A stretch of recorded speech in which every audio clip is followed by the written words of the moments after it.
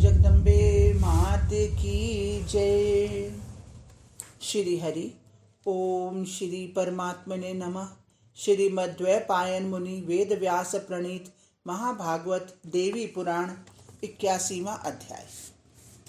कलयुग के मानवों का स्वभाव तथा भगवान शंकर की उपासना और शिव नाम संकीर्तन की महिमा। श्री महादेव जी बोले, वत्स, भगवान शंकर की पूजा का महात्म्य मुझसे भक्ति भाव तथा ध्यान पूर्वक संक्षेप में सुनिए। कलयुग में सभी मानव सदा धर्महीन, पापाचारी तथा सत्य धर्म से परांगमुख हो जाएंगे। वे नित्य पराई स्त्रियों में आसक्त, दूसरे से ईर्ष्या करने वाले, दूसरों की निंदा में लगे हुए तथा दूसरे के धन का अपहरण करने वाले होंगे। कलयुग में वे सदा गुरु भक्ति विहीन, गुरु की निंदा परायण, अपने अपने कर्म से विमुख तथा धन के लोभी होंगे। सभी द्विज सदा शूद्र की तरह आचरण वाले, वेद तप और योगाभ्यास से रहित हो जाएंगे। वत्स, कलयुग में मनुष्य शिशुनोदर परायण, कामुक और उदर पूर्ति में संलग्न हो जाएंगे। सभी स्त्रियां पति भक्ति विहीन होंगी। वे प्रायः भ्रष्ट तथा अपने सास से द्वेष करने वाली होंगी। पृथ्वी पर बहुत थोड़ा अन्न उत्पन्न होगा और लोग अन्न विहीन हो जाएंगे। कर ग्रहण में निरंतर संलग्न राजा लोग मलेच्छ हो जाएंगे।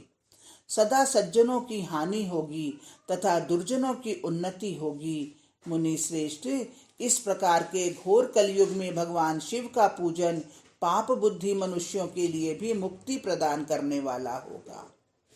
जो व्यक्ति शिव शक्ति स्वरूप पार्थिव लिंग का निर्माण करके संयंतेंद्रिय होकर उसका पूजन करता है, उसे कली बाधा नहीं पहुंचाता।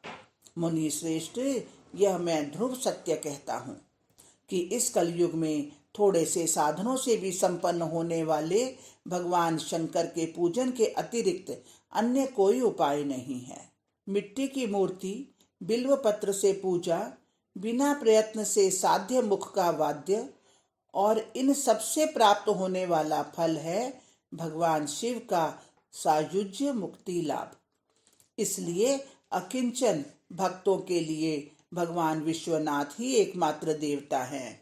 इस कलयुग में भगवान शिव की आराधना के समान कोई सत्कर्म नहीं है। शाक्त, वैष्णव अथवा शैवों के पूर्व में भगवान शंकर की पूजा करके तब भक्ति पूर्वक अपने इष्ट देवता की पूजा करनी चाहिए। नारद, प्रारंभ में बिल्व पत्रों से शिवलिंग की पूजा करनी चाहिए, क्योंकि भगवान शिव की पूजा के बिना किया हुआ सभी कर्म शूद्र के द्वारा अनुष्ठित कर्म के समान हो जाता है। जो मनुष्य अहंकार अथवा अज्ञान से इस क्रम का उल्लंघन करता है, उसका अधःपतन हो जाता है और उसकी पूजा निष्फल हो जाती है। जो सर्वलोकेश्वर भगवान महादेव का पूजन करता है, उसकी सारूप्य मुक्ति हो जाती है तथा उसका पुनर्जन्म नहीं होता। जो मनुष्य सद्भक्ति पूर्वक सर्वदेवमय भगवान शिव की पूजा करता है, वह सभी पापों से मुक्त होकर शिवलोक को प्राप्त करता है। जो मानव श्रेष्ठ भगवान शंकर को पाद्य समर्पित करता है, वह भी पाप से मुक्त होकर स्वर्ग लोक प्राप्त करता है। मुने, भगवान शंभु को अर्घ्य आदि जो कुछ पूजनोपचार समर्पित किए जाते हैं, वे सब शिवलिंग के ऊपर भी थोड़े थोड़े चढ़ाने चाहिए। महाबुद्धे, भगवान शंकर का निर्माल्य और प्रसाद अग्राह्य हो जाता है, उसका भक्षण नहीं करना चाहिए। विष्णु भगवान का प्रसाद ग्राह्य होता है, अन्य का नहीं। उसे ग्रहण करने से वह भगवान विष्णु का कोपभाजन होता है। शालिग्राम शिला के स्पर्श से वह शिव निर्माल्य भी ग्राह्य हो जाता है तथा अनादि लिंगों, ज्योतिर्लिंगों आदि स्वयंभू लिंगों का निर्माल्य ग्रहण कर व्यक्ति शिव सायुज्य को प्राप्त करता है। मनुष्य भगवान शिव का प्रसाद भक्षण करे तथा स्वयं शिव तत्व को प्राप्त करे। नारद, जो व्यक्ति भक्ति भाव पूर्वक अथवा भक्ति भाव रहित भी भगवान शंकर की पूजा करता है वह यमराज के दंड का भागी नहीं होता। यह सत्य है, इसमें कोई संदेह नहीं। भगवान शंकर के लिंग का अर्चन करके मानव श्रेष्ठ आरोग्य, अतुल आनंद, संतति तथा पुष्टि की वृद्धि को प्राप्त करता है। मुनि, जो व्यक्ति भगवान शंकर की सन्निधि में भक्ति पूर्वक नृत्य करता है वह दिव्य शिवलोक को प्राप्त कर दीर्घ काल तक आनंद मग्न रहता है। जो मानव भगवान शंकर की सन्निधि में गीत वाद्य से सेवा करता है वह भगवान शंकर के समीप रहकर उनके प्रमथों का स्वामी हो जाता है। मुने, जिस देश में भगवान शिव की पूजा एवं भक्ति में परायण मनुष्य निवास करते हैं, गंगा विहीन होते हुए भी वह देश पुण्यतम कहा गया है।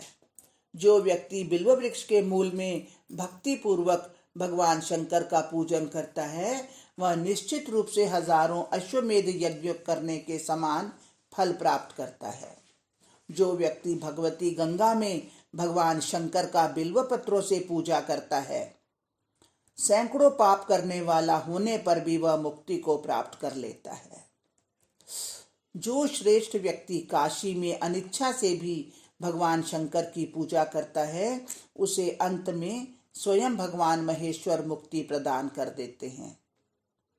पवित्र भारतवर्ष में जो पुण्य क्षेत्र हैं वहां भगवान विश्वेश्वर की पूजा करके मनुष्य पुनर्जन्म का भागी नहीं होता। हिमालय के दक्षिण भाग में गंगा सागर संगम तक जितना भी पवित्र देश है वह सभी मनोरथों को पूर्ण करने वाला है। मुने, इस देश में भगवान शंकर के पूजन के समान कोई श्रेष्ठ कर्म नहीं है। जो महापाप को हरने वाला, पुण्यदायी तथा सभी प्रकार की आपत्तियों का निवारण करने वाला है। महामुने, अनेक शास्त्रों में मनुष्यों के पापों को हरने वाले असंख्य पुण्यदायक कर्म बताए गए हैं। उनमें भगवान शंकर के पूजन, शिव नाम संकीर्तन तथा भगवती के नाम संकीर्तन को विशेष रूप से उत्तम जानना चाहिए। भगवती दुर्गा का पूजन एवं उसी प्रकार भगवान राम के नाम जप संकीर्तन और उनके गुणों के श्रवण और तीर्थों में भ्रमण को कली काल में पाप नाश का श्रेष्ठ उपाय जानना चाहिए। जो व्यक्ति भगवान शंभु के नामों का स्मरण कर वेद और शास्त्रों में बताए गए कर्म करता है उसका किया हुआ कर्म शिव, विश्वनाथ, विश्वेश, हर, गौरीपति आप प्रसन्न हो। इस प्रकार जो व्यक्ति एक बार भी कहता है उसकी रक्षा के लिए उसके पीछे अपने प्रमथ गणों के साथ वेग पूर्वक शूलपाणी भगवान शिव शूल लेकर स्वयं दौड़ पड़ते हैं। महामते, सैकड़ों पाप करने वाला मनुष्य भी शिव नाम का स्मरण करते हुए शरीर को त्याग करके साक्षात शिव सायुज्य प्राप्त कर लेता है। महामते, जहाँ कहीं रहकर जो व्यक्ति भगवान शंकर का स्मरण करता है वहीं सभी तीर्थों का निवास हो जाता है। मुनि श्रेष्ठ, आपने जो पूछा वह महापाप को हरने वाला, पुण्यदायक और सभी प्रकार के परम मंगल को प्रदान करने वाला प्रसंग मैंने कह दिया। जो मनुष्य श्रद्धा सहित इसको पढ़ता या सुनता है वह सभी पापों से मुक्त होकर श्रेष्ठ पद को प्राप्त करता है। व्यास जी बोले, जैमिने, इस खंड में देवर्षि नारद के द्वारा पूछने पर स्वयं भगवान शिव ने इतना कहा जो पुण्यदायक और परम शोभनीय है। जो मनुष्य भक्ति पूर्वक इसको पढ़ता या सुनता है वह अभीष्ट भोगों को भोग कर अंत में मोक्ष को प्राप्त करता है। महामते, भगवान शूलपाणी शंकर के द्वारा मुनीश्वर नारद जी के लिए कहा गया यह प्रसंग अत्यंत गोपनीय और श्रेष्ठ है। जिसके घर में यह ग्रंथ स्थित रहता है उसे आपत्तियां कभी स्पर्श नहीं करती। जैमिने, जो इस उत्तम आख्यान को भगवान विष्णु के समीप भक्ति पूर्वक सुनाता है या सुनता है उसी क्षण उसके पाप नष्ट हो जाते हैं। इस परम आख्यान के श्रवण से अनेक करोड़ों जन्म जन्मांतरों के संचित पाप पुंज को भी त्याग कर मनुष्य मोक्ष प्राप्त कर लेता है। हरिओम तत्सत, हरिओम तत्सत। इस प्रकार श्री महाभागवत महापुराण के अंतर्गत श्री वेद व्यास जैमिनी संवाद में श्री महादेव देवर्षि नारद प्रश्नोत्तर कथन नामक 81वां अध्याय पूर्ण हुआ। यह महाभागवत देवी पुराण नामक महापुराण संपूर्ण हुआ। हरिओम तत्सत, हरिओम तत्सत।